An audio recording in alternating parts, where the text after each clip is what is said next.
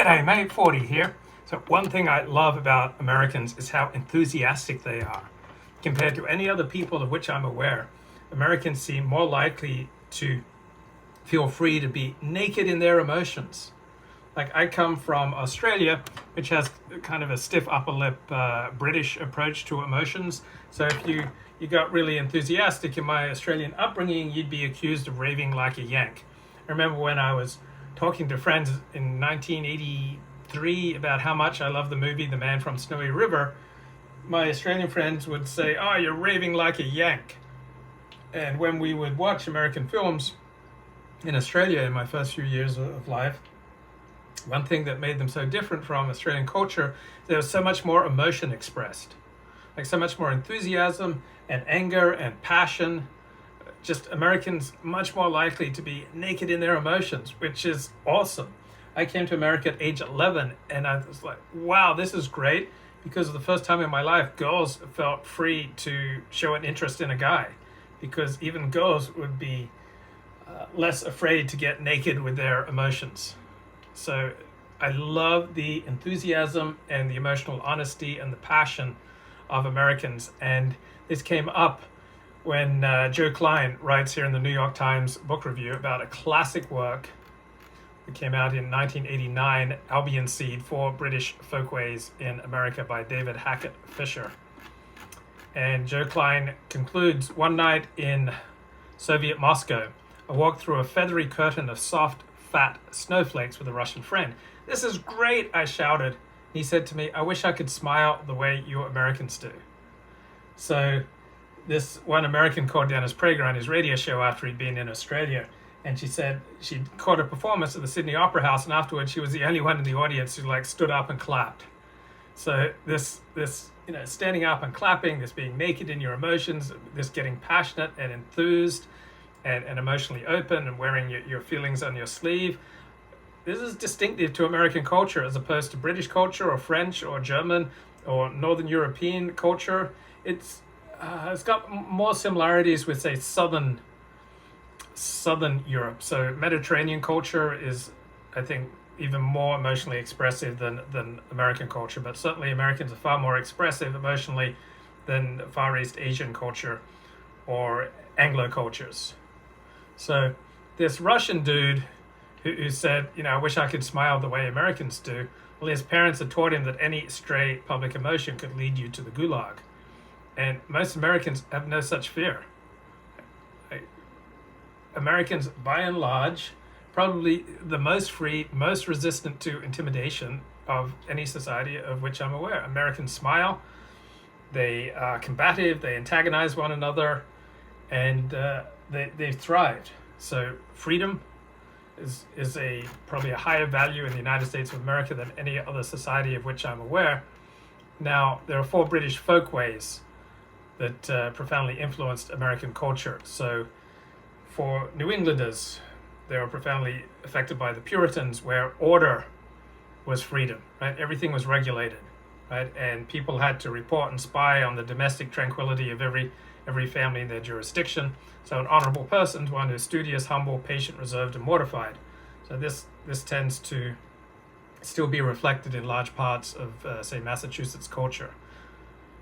So this is very different from the attitudes towards freedom by other groups. So there's the Scots-Irish, the borderlands people. And Joe Klein comments, I was watching the daily maps of COVID-19 cases and vaccinations, and I'm thinking that the divide between maskers and anti-maskers, between vaxxers and anti-vaxxers, is as old as Plymouth Rock. It is deeper than politics, it's cultural. So from my perspective, DNA and environment produce culture, which then produces religion and politics and everything else. So the Appalachian Hill Country, much of the Deep South, was settled by wild immigrants from the borderlands of Scotland and England. They brought with them a clannish, violent, independent culture, which evolved over 7 centuries of borderland warfare. So this was a society of autonomous individuals who would not endure any external control. They were incapable of restraining their rage against anyone who stood in their way. So you can see the spirit of these Scots-Irish borderlanders in the January 6th insurrection at the US Capitol. because their ancestors staged the Whiskey Rebellion against the US Constitution. Now in New England, influenced by the Puritans, very different. Then you've got the Cavaliers, who influenced Virginia culture. So the Scots-Irish were intensely resistant to change, intensely suspicious of foreigners, and in the early 20th century they would become intensely negrophobic and anti-Semitic. So Fisher, in this terrific book, describes 22 different patterns of behavior or folkways for each of the four cultures, from dress to cooking to marriage, to child rearing to government to criminal justice. And each of these four cultures had a very different definition of liberty. So freedom in America has never been a single idea. It's a set of different and often contrary traditions in creative tension with each other. So the Puritans, the Cavaliers, the Quakers, and Scots-Irish all had very different notions of liberty, but they all provided an essential part of the American idea, according to Joe Klein. So for the Puritans, ordered freedom was what freedom was all about, so you had to get a fishing license to get the freedom to fish. Now from a Scots-Irish perspective, that was ridiculous, and you see these divisions playing out in our current struggles over COVID responses, vaccination, masks, gun control, etc. So for the Scots-Irish, they had a deeply libertarian sense of freedom. Right? They moved to the backcountry so that they could do what they want. So natural liberty was not a reciprocal idea, did not recognize the right of dissent or disagreement. So the American military tradition and disproportionate number of its soldiers emerges from the descendants of these Scots-Irish borderland warriors in the Appalachian Highlands. Now, the Virginia definition of freedom was complicated, contradictory, and hierarchical. It was, in essence, the freedom to be unequal. I am an aristocrat. I love liberty. I hate equality. Okay, it was a freedom to enslave. It was a freedom granted to the masters to indulge themselves, to gamble, and to debauch. And American cuisine mirrors these four cultures. So the Puritans baked, as in beans and pies. The Cavaliers in Virginia roasted, as in barbecue. The Quakers boiled, as in cream cheese. And the Scots-Irish fried and mashed, as in pancakes and grits. So Puritans would not wear black. That was reserved for the clergy, but they favored the sad colors. So you see Harvard's dull crimson, Yale's navy blue, Dartmouth's forest green, Brown University's brown. Scots-Irish spoke a dialect that predated current British English, with tremendous antipathy to fixed schemes of grammar and punctuation.